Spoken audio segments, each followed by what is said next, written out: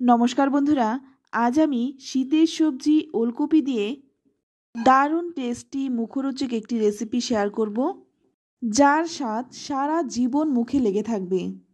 গরম ভাতের সাথে এই রকম একটা রেসিপি থাকলে কিন্তু আর কোনো কিছুই প্রয়োজন হবে না। মুখে রুচি না থাকলে এই রেসিপিটি বানিয়ে খান, মুখের রুচি কিন্তু ফিরে আসবে। চলুন তাহলে রেসিপিটি শুরু করা যাক।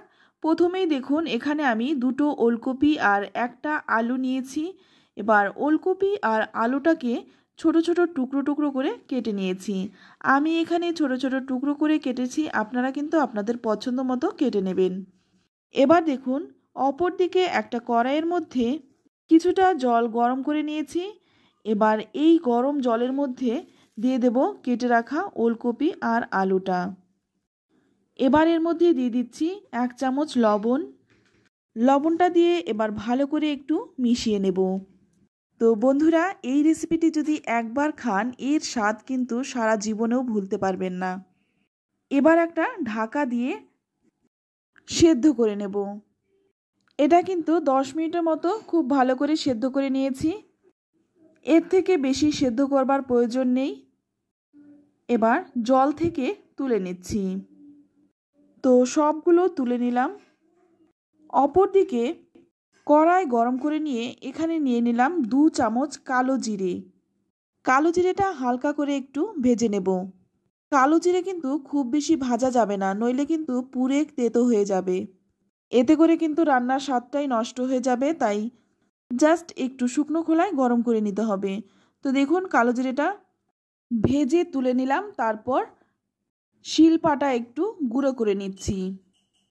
যতটা সম্ভব গুঁড়ো করে নিলাম। কালো জিরে দিয়ে ওলকপির এই রেসিপিটি কিন্তু খুব মজার হয় খেতে।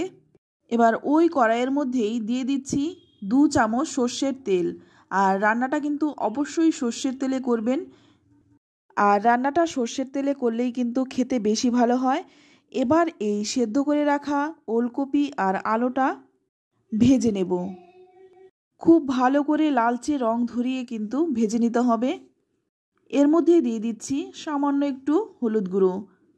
ওলকপিটা আমি সেদ্ধ করার সময় লবণ দিয়েছি, তাই ভাজার সময় আর লবণ দিলাম না। সামান্য একটু হলুদ দিয়েই কিন্তু ভেজে নিচ্ছি। খুব ভালো করে ভেজে নেব। তো দেখুন, একদম লালচে রং ধরিয়ে ভেজে নিলাম। এবার তেল ঝরিয়ে তুলে নিচ্ছি। তেল ঝরিয়ে তুলে নিলাম।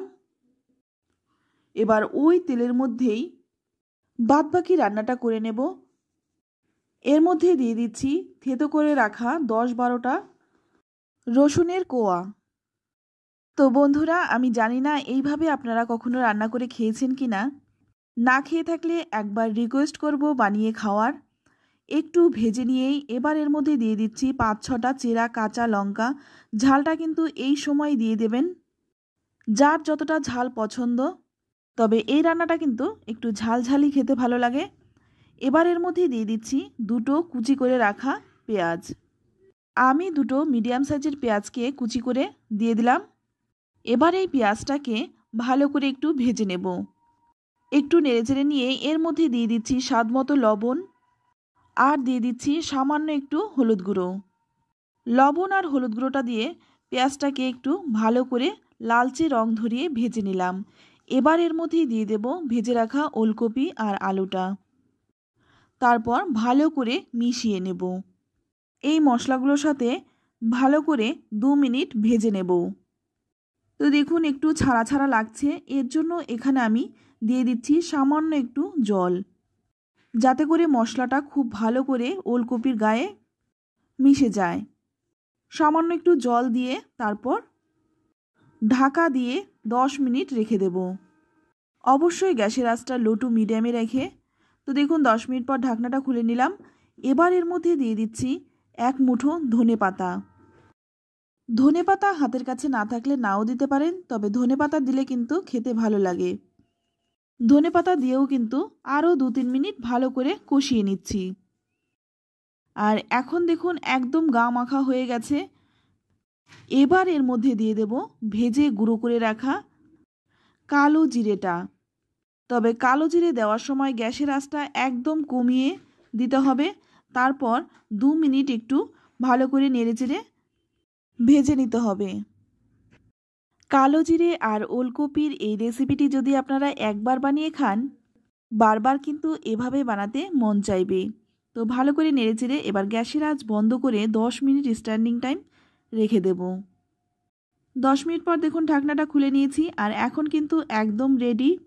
গরম গরম ভাতের সাথে যে কি ভালো লাগে, একবার না খেলে বুঝতে পারবেন না।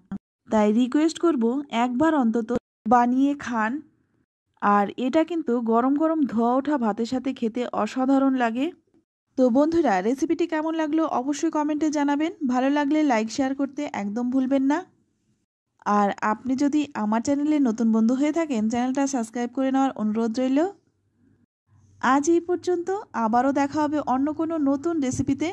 ততক্ষণ সকলে ভালো থাকবেন, সুস্থ থাকবেন, আর সকলকেই ধন্যবাদ।